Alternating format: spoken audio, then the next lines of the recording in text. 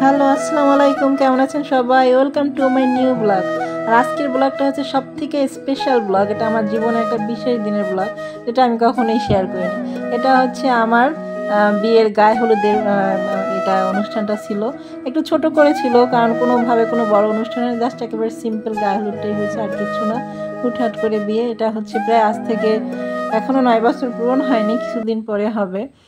16ই September হচ্ছে আমার বিবাহবার্ষিকী। তো কয়দিন পরেই হবে, প্রায় 9 বছর আর কি। তো 9 বছর আগের ভিডিও। তখন আমি একটু শুকনা ছিলাম, যদিও আমি বিয়ের আগেই মোটা হয়েছি, কিন্তু এতটা মোটা ছিলাম না, একটু শুকনা ছিলাম। তো আজকে এটা শেয়ার করলাম, কখনোই করি নাই। যারা যারা দেখেন নাই দেখে নিন আমার বিয়ের ভিডিও।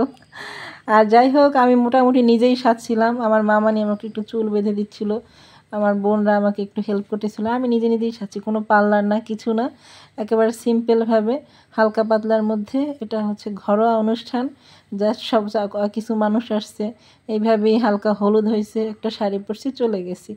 আর কোনো ধরনের স্বপ্ন পূরণ হয় নাই।